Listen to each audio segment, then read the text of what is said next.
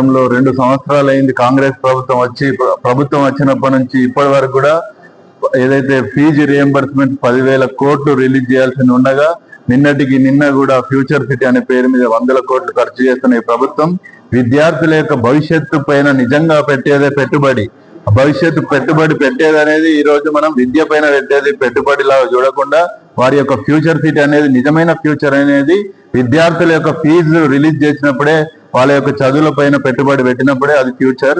అట్లాంటిది ఇలాంటి మహత్తరమైన కార్యక్రమానికి పాదయాత్ర చేస్తూ రాకేష్ దత్తా మా మిత్రుడు తమ్ముడు నిజంగా ఇంత చలిలో నవంబర్ 17వ తారీఖు మొదలుపెట్టి చలిలో తన ఆరోగ్యాన్ని కూడా లెక్క చేయకుండా అన్ని వదులుకొని ఒక భగత్ సింగ్ మాదిరిగా తన ప్రాణాన్నైనా త్యాగం చేస్తా గానీ ఈ రోజు ఫీజు రియంబర్స్మెంట్ రిలీజ్ అయ్యే వరకు ఈ కాంగ్రెస్ ప్రభుత్వానికి ఒక కనువిప్పు జరగాలని ఈ యాత్ర చేస్తూ భాగ్యనగరం చేరుకున్నందుకు ఓబీసీ ఆర్మీ తరఫున మేము స్వాగతం పలుకుతూ మద్దతు తెలుపుతూ ప్రతిరోజు 600 కోట్ల ఈ ప్రభుత్వానికి ఉన్న ఆదాయంలో 18,000 కోట్లు ప్రతి నెల ఈ రాష్ట్రానికి ఆదాయం వస్తుంది. నిన్నటికి నిన్న నెలలో కూడా జిఎస్టి ఆదాయం ఈ రాష్ట్రంకి చాలా ఎక్కువ వచ్చింది. కాబట్టి ఈ పెరుగుతున్న ఆదాయంలో ఖర్చులు అనేటివి వృధా ఖర్చులు ఒక 7 నిమిషాల ప్రమాణ స్వీకారం ఏదైతే చీఫ్ జస్టిస్ ప్రమాణ స్వీకారానికి 80 కోట్లు ఖర్చు పెట్టి ఢిల్లీకి వెళ్ళొచ్చిన ముఖ్యమంత్రి గారు ఈ రోజు విద్యార్థుల యొక్క కష్టాలు ఫీజు రియంబర్స్మెంట్ యొక్క కష్టాలు మీకెందుకు కనబడతలేవు?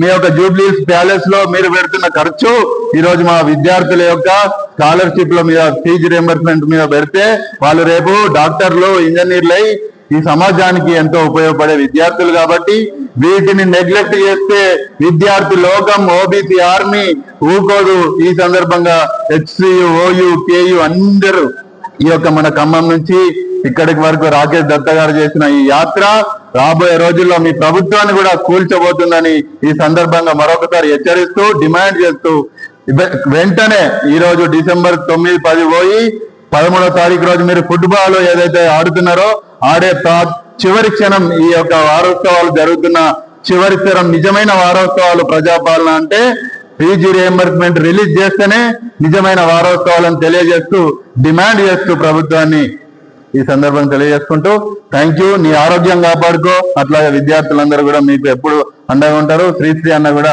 మీకు కూడా రాకేష్ దత్తన్నతో పాటు నడిచి వచ్చినందుకు ఎముకల కొరికే చలిలో కూడా నువ్వు నడుస్తూ వస్తున్న నిజమైన భగత్ సింగ్వి, నిజమైన కొండా లక్ష్మణ్ బాపూజీ నువ్వు వాళ్ళ వారసత్వాన్ని పుడిపించుకొని నువ్వు ముందుకెళ్తున్నందుకు నీకు అభినందనలు తెలియజేస్తూ ప్రొఫెసర్ జయశంకర్ గారు మన వెనుకనే ఉన్నారు. సామాజిక న్యాయం, నిజమైన సామాజిక న్యాయం చెప్పారు.